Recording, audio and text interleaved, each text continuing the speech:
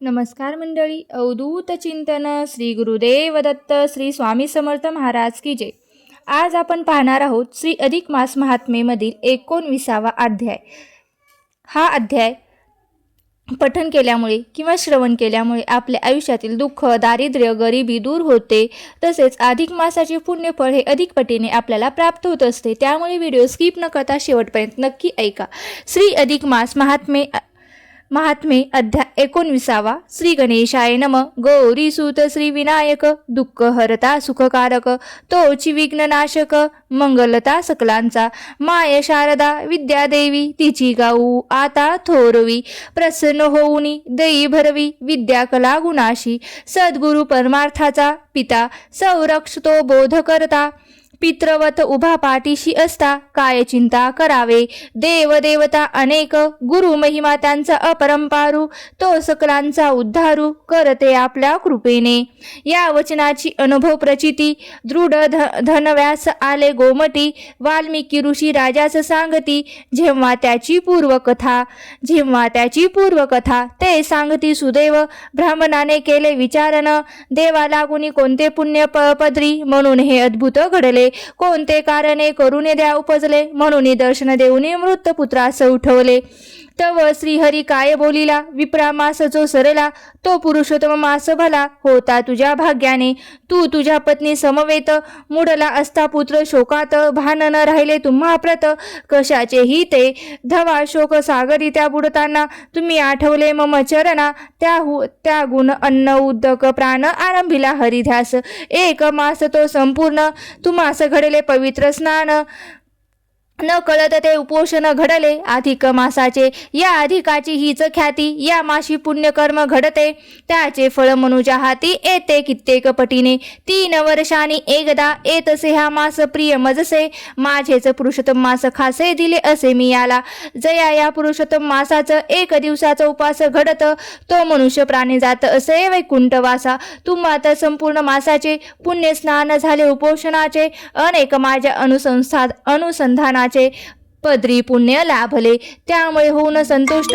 आलो दर्शन देण्याप्रत, पुत्रहित व जिवंत केला असे फिरून, ऐकून त्या हरिवचना आश्चर्य वाटे सुदैव मना, तो करी तसे विचारणा, महात्मे अधिक मासाचे केव्हा, सांगती मधुसूदन, पुण्यशील हा मास जाण, या मासीचे व्रताचरण प्रारब्ध बदली असे, मनुष्य जन्माचे ही येऊन, जे न करे ती व्रताचरण, अभागिती जाणावे जन, उपजत कर्म करंटे, या मासीचे ते व्रताचरण, जे दुर्दैवी न जाणती जाण, ते अभागी असती भोगती, दुःखे दारिद्र्य क्षणात, इतके सांगून श्रीपदी, अंतर्धनाते जरी पावती, आठवणी त्याची न मूर्ती, ब्राह्मण करी वंदन मनोमनी, म्हणावा अधिक माझा तू थोर रे जगी खासा, पुण्यदाता तोच मानसा, असे अपार पुण्यमय जाणते पवनी, मज हातून घडले स्नान, हरिचिंतन त्याचे तू प्रसन्न होऊन, पुत्र दिला मज लागी, पुत्र जन्म होऊनी अधिक पुन्हा, जन्माचे त्याच्या सुख मिळता,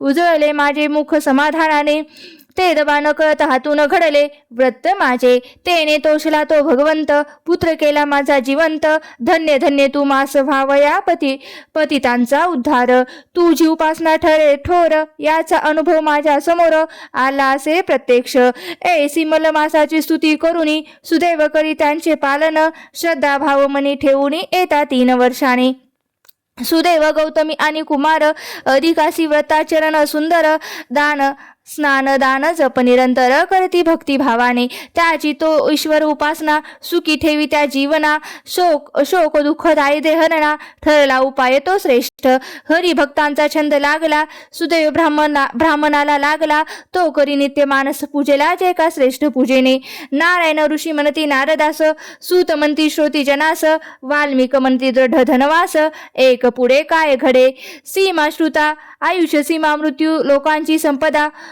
सुदैव गौतमीची प्राप्ती, उभयंता वैकुंठांची झाले, त्याने हरी कृपे हरी सानिध्या, सुख भोगायस भोगते झाले वैकुंठनास, तेथे करुणी भू निवास, पुन्हा जन्मले भूलोकी, पुण्यपदरी त्याचे अपार, म्हणून सुदैव तो भूमीवर जन्मला होऊनी राजकुमार, गौतमी राजकुमारी, वाल्मिकी सांगते राजाप्रती, सुदैव जन्माला भूवरती, तूच नुप्रती राजा या नगरीचा, राजवैभव सुख संपत्ती भार्या गौतमी पतिव्रता ते गुण सुंदरी नामे गोमटी लाभली असे भाग्याने हरिकृपेने 4 पुत्र कन्या एकीची, रूपवंत सुबत असे तव राजात प्रजा ते सुखी, हे सारी हरीची देणे लाभले पूर्व पुण्याईने ते अनुभवासी हरिवचने, जे जे जे का तुला सांगितले हे सारे तुझे भाकीत नारायणने कथिले, विप्रावत तो वृत्तांत या आधी तुझा प्रत सांगितला मी असे, आता एक रश एक राणी जागवी तुला शुकतो, गत जन्मीचा पुत्र नेक भेटला पक्षी रूपात त्या वृक्षाच्या फांदीवर बैसून तो विहंगर, तुला तिथे पाहिल्यावर करी हितोपदेश, भोग सत्ता तुझ्यावरती रंगल्या असत्या सुख भोगतो, तुला झाली रे विस्मृती सुखदात्या देवाची, ज्याने तुला हे सुख वैभव दिले त्याचेच विसरलास, नाव हा ही मायेचा प्रभाव,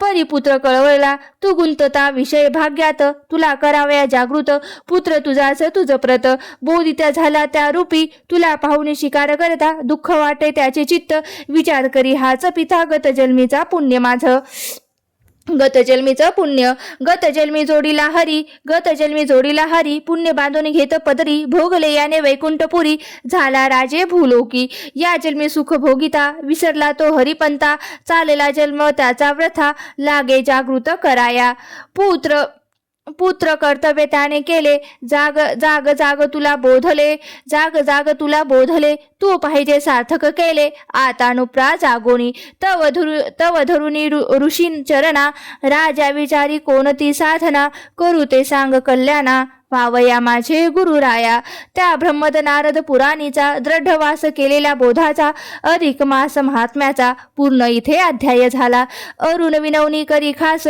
स्वीकारा प्राकृत रचनेस, 19वा अध्याय हरिचरणास प्रेम भावे समर्पितो, इति श्री 19वा अध्याय समाप्तो, श्री कृष्ण चरणार्पणमस्तु, ओम नमो भगवते वासुदेवाय नमः. आपल्याला काय करायचं आहे की आता हा अध्याय आपल्यामध्ये मराठीमध्ये जाणून घ्यायचा आहे.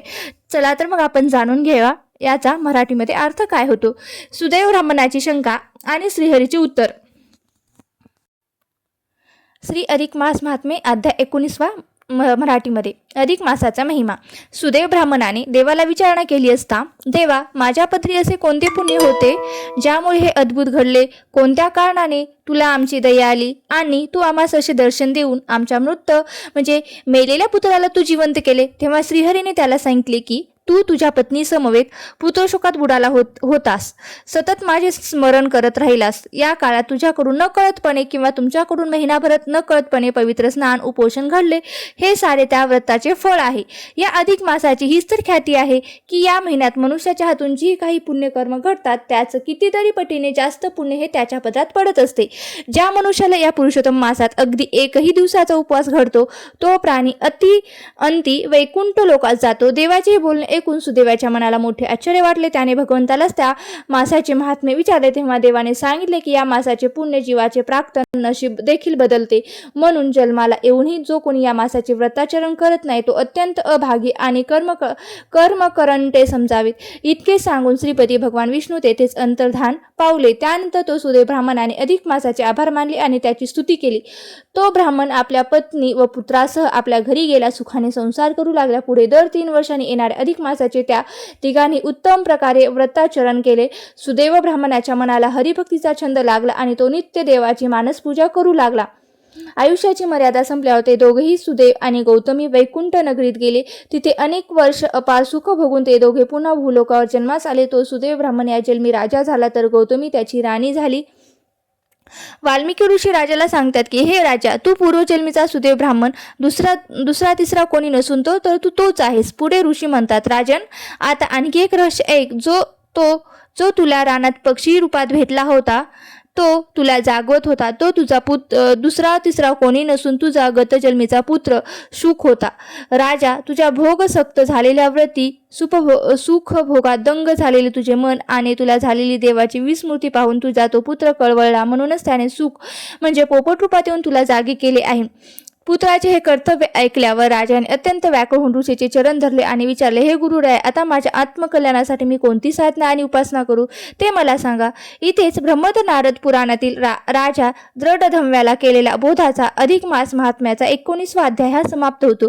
श्रीकृष्ण चरणार्पणमस्तु. तुम्हाला जर हा अध्याय आवडला असेल तर हा अध्याय आवडला असेल किंवा ही कथा जर आवडली असेल तर नक्कीच व्हिडिओला लाईक करा. चॅनलवरती नवीन असाल तर सबस्क्राईब करायला विसरू नका आणि आपला मित्र परिवारासोबत नक्की शेअर करा.